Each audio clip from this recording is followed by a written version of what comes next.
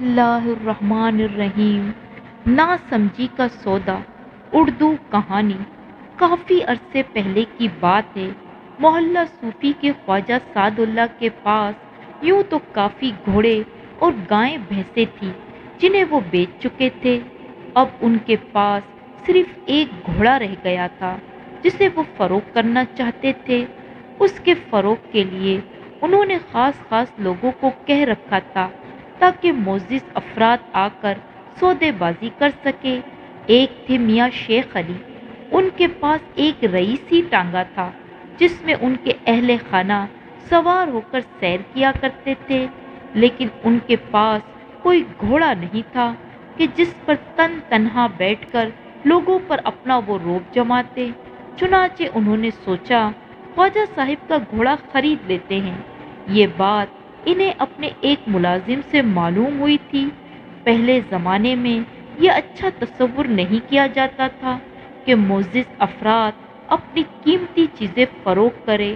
بہرحال ایک روز 2-3 افراد کو لے کر شیخ علی خواجہ صاحب کی حویلی پر پہنچ گئے۔ ان کا ملازم اللہ رکھا انہیں جانتا تھا۔ اس نے 5-6 مونڈے حویلی سے لا کر درختوں کے سائے میں رکھ دیے۔ پھر وہ ملازم خواجہ صاحب کو خبر کرنے چلا گیا۔ خواجہ صاحب حقہ گڑگڑاتے ہوئے باہر آئے اور انہوں نے گرم جوشی سے شیخ علی سے مصافحہ کیا۔ اس وقت وہ نہایت ہی اچھے موڈ میں تھے۔ سپیر کا وقت تھا اور ٹھنڈی ہوائیں چلنے سے موسم بھی کافی خوشگوار ہو گیا تھا۔ ان کی کوٹھی کے آنگن میں برگد کے درخت لگے ہوئے تھے۔ شیخ علی ان کی شاندار حویلی وسیع و عریض رقبے پر محیط دیکھ کر بہت متاثر ہوئے۔ خواجہ صاحب نے ملازم کو حکم دیا کہ مہمانوں کے لیے لسی کا بندوبست کیا جائے۔ پھر شیخ علی نے بات شروع کی، خواجہ صاحب میں آپ کا گھوڑا خریدنے آیا ہوں، کیا دام لگائے ہیں آپ نے گھوڑے کے؟ خواجہ صاحب بولے، ملک تقسیم ہونے سے پہلے کی بات ہے میاں، جب ڈھیلے اور کوڑیاں چلا کرتی تھی، لیکن اس زمانے میں 1 پیسے کی بھی قدر و قیمت ہوتی تھی، لیکن آج کے دور کے لحاظ سے 4 روپے۔ خواجہ صاحب نے اپنی مونچھوں پر ہاتھ پھیرتے ہوئے کہا، گھوڑے کو جا کر دیکھ لو نزدیک سے ایک بار، پھر سودا کرو۔ شیخ علی نے چونک کر کہا، 4 روپے؟ 4 روپے میں تو اونٹ مل جاتا ہے۔ آپ ہمارے آپس کے تعلقات کا کچھ تو لحاظ کیجیے۔ خواجہ صاحب ابھی کچھ کہنا چاہتے تھے کہ حویلی کے اندر سے دروازہ کھلا اور ایک بچہ مسکراتا ہوا باہر آیا۔ وہ خواجہ صاحب کا پوتا تھا۔ اس بچے کی عمر 5 برس تھی۔ وہ خواجہ صاحب کی گود میں سوار ہو گیا۔ دادا، کیا آپ بہادر کو بیچ رہے ہیں؟ اس نے سوال کیا۔ ہاں بیٹا، خواجہ صاحب نے جواب دیا۔ اسے بیچ ہی دیجیے دادا جی، اس لیے کہ یہ گھوڑا مرا ہوا ہے۔ شیخ علی نے بے چینی سے پہلو بدلا۔ خواجہ صاحب پوتے کو کہنے لگے، چپ رہو وحید، بڑوں کے درمیان نہیں بولتے۔ خواجہ صاحب نے اسے ڈانٹ کر چپ کروا دیا۔ شیخ صاحب اس کی بات بالکل نہ سمجھے اور انہوں نے اس بات کو نظر انداز کر دیا اور کہا، خواجہ صاحب مناسب دام بتائیے۔ خواجہ صاحب نے پہلے 4 سے 3 روپے کیے، پھر مزید اصرار پر 2 روپے 4 آنے میں سودا ہو گیا۔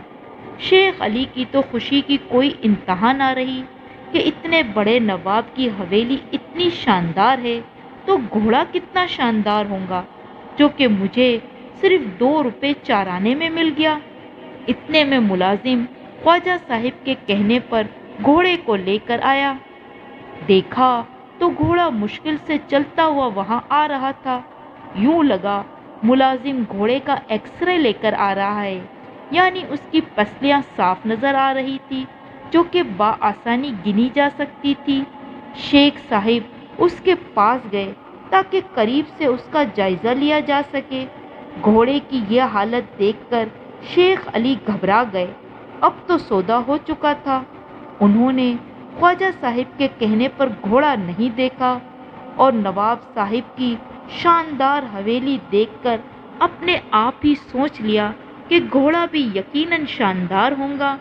پھر سوچا میں اسے بادام، پستے، کاجو، کشمش کھلاؤں گا تو طاقتور ہو جائے گا، اور ویسے بھی اتنی کم قیمت میں سودا ہوا ہے۔